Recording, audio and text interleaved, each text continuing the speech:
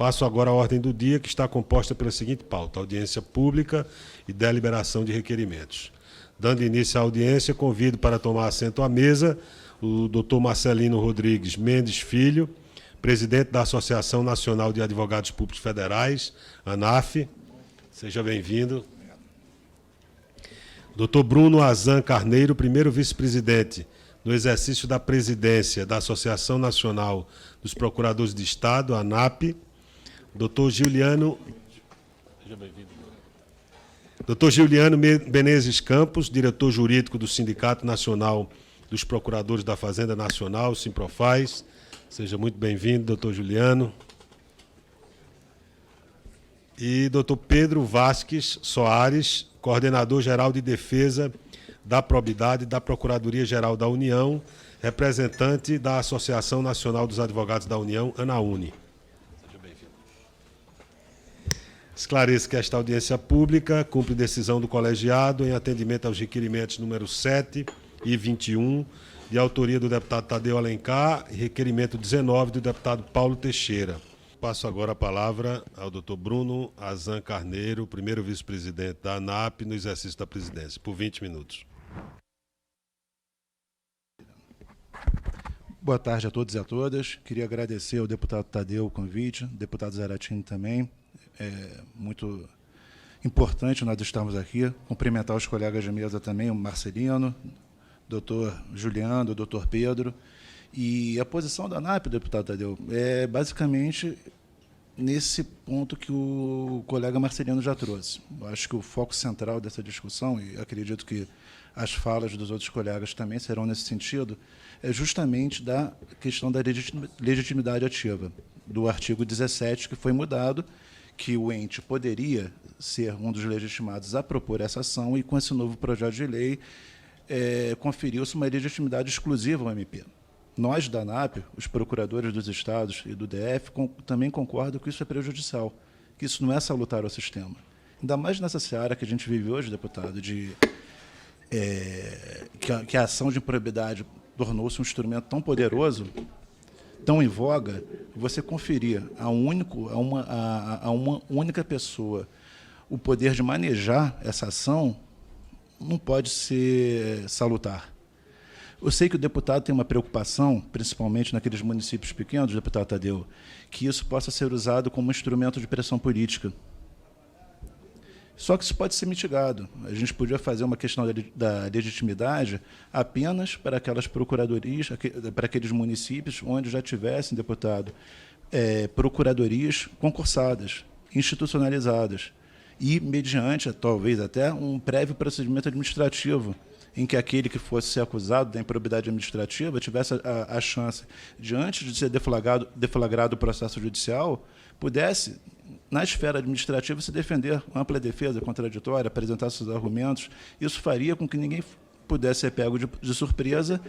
E é claro que, numa procuradoria concursada, institucionalizada, não é a regra, a gente não pode acreditar que seja a regra que colegas usem esse instrumento como forma de perseguição, de prejudicar adversários políticos. Quem assim o fizer merece virar processo administrativo e responder na sua corregedoria pelo que faz. Outro ponto, tanto é importante, deputado, que a própria OAB, que é função essencial de justiça também, requereu que fosse ela, a OAB, legitimada como que fosse legitimada a ser também o sujeito ativo da ação de probidade. E, colado a isso, está o 17A, que trata dos acordos de reparação de dano. Quem, deputado, pode melhor dizer qual foi o dano que o ente sofreu do que o próprio ente? O Ministério Público está aparteado, ele está fora desse processo, ele não vive dentro da administração pública. Ele não conhece a administração pública como a advocacia pública conhece. A advocacia pública está inserida lá. Então, o próprio ente, através dos seus representantes, dos seus procuradores, dos seus advogados públicos, é que tem como dizer a melhor forma que ele pretende ser reparado. Então, também colado na questão da legitimidade ativa, vem essa questão de o ente poder celebrar esse acordo de transação. Já é o 17A do projeto de lei. Então, são os dois pontos que a ANAP tem como essenciais. poder ser autor também da ação de probidade, e 2, além de ser autor, poder também realizar essa transação. E a gente também aproveita para enaltecer avanços que merecem ser destacados, deputado, como, por exemplo, o elemento dolo. Isso é importantíssimo. Ninguém mais quer ser gestor, ainda mais em município pequeno. Quem quer ser ordenador de despesa? Quem quer ser gestor? As pessoas têm medo. Você ordena uma despesa, você faz uma licitação, se você não tomar ação enquanto está na gestão, com certeza, assim que essa gestão acabar, você vai ser alvo de um processo. Eu sou do Rio de Janeiro, lá colegas procuradores, por uma mera manifestação no processo, viraram réus, bens bloqueados, o cara não podia mexer na conta. RGI, imóvel, carro, tudo bloqueado. A gente costuma brincar lá no Rio que até o cara do aqui por engano encaminhe-se ao setor tal, vira réu na ação de improbidade. Então, isso que a lei nova, que esse projeto de lei traz, de colocar o dolo, tirar esse elemento culpa, esse elemento subjetivo, aí sim é um ponto que merece aplausos e que merece ser mantido, deputado. Assim como a questão também da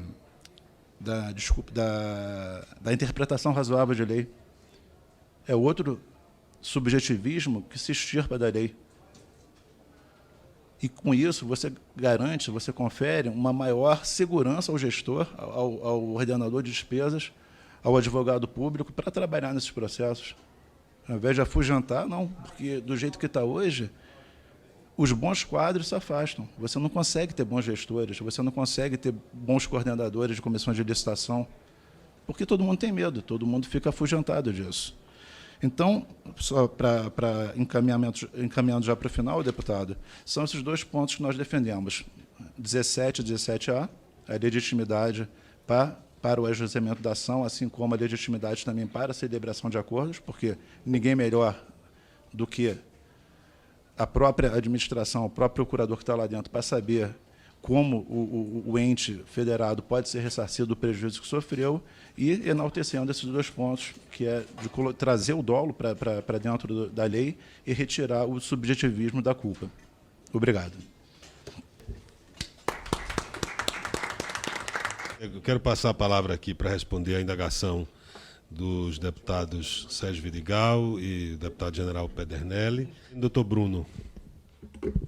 Deputado, eu creio que já tenha sido esclarecido pelo colega Marcelino, seria repetitivo se falasse tudo de novo. Em relação a informações, nós temos a lei de acesso à informação, nós temos portagem da transparência, cada estado tem o seu, com um determinado formato, mas esses valores, licitações, o dinheiro que entrou, o dinheiro que saiu, para onde foi, isso já está tudo lá. Basta procurar, que hoje...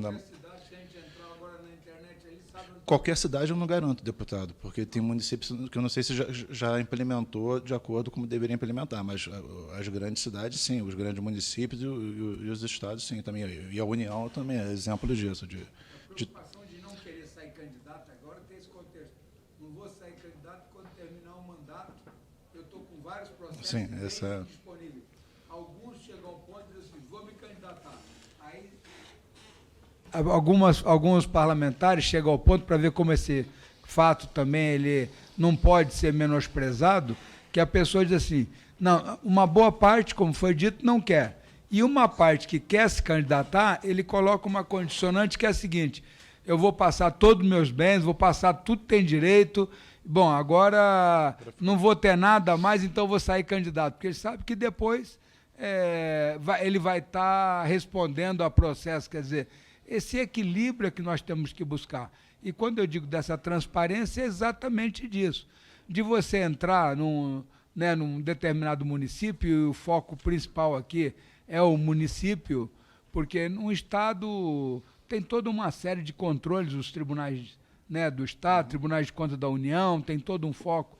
Mas da cidadezinha pequena, são 5.454 municípios aí, que estão labutando e que muitas vezes a pessoa daquele município, porque para o cidadão interessa o seguinte, o que o prefeito da minha cidade está gastando? Quais são os recursos? E aí teria que ter lá quais são as autorias do projeto, cada vez que ele vai clicando, vai dando um nível abaixo do emprego daquele recurso, de tal forma que o cidadão compreenda onde foi aplicado o recurso. Essa que é a ideia básica. Só para complementar, deputado, em relação ao questionamento do deputado Sérgio Vidigal do dolo, o dolo hoje é uma tendência. O CPC já trouxe isso. Em caso de responsabilização, ele fala em dolo ou fraude. Ele retirou esse elemento culpa. E a nova lei o projeto da nova lei de licitações é o PL 1292/95, na verdade é o 6814/97, um que veio do Senado, era o PLS 559, ele também fala isso, em responsabilização por dolo ou fraude em determinados casos. Então, é uma tendência hoje a deixar de lado esse elemento culpa, que é um elemento, como eu disse na minha fala anterior, subjetivo, e que dá asa a interpretações diferentes. Uma pessoa pode ser injustamente responsabilizada por ter agido culposamente. É culpa grave? Que tipo de culpa a gente está falando? O dolo ele é mais específico. Ou a pessoa agiu de forma dolosa ou não agiu. Eu queria dizer do orgulho aqui de participar com meus colegas desse debate, dessa audiência pública, agradecer mais uma vez a presença de todos e de forma muito rápida, facultar aqueles que o quiserem fazer as considerações finais. Deputado, mais uma vez, agradecer o convite. Eu tenho certeza que o debate travado aqui hoje foi muito rico, muito profícuo, e vejo com bons olhos que nós estamos caminhando para uma solução para essa questão da legitimidade ativa. Seja com uma redação que abarque, pelo menos, se não todos os entes, aqueles que já possuem suas procuradorias estruturadas no caminho da institucionalização. Eu acho que é uma solução que atende a todos e que falta pouco para a gente melhorar a redação desse projeto.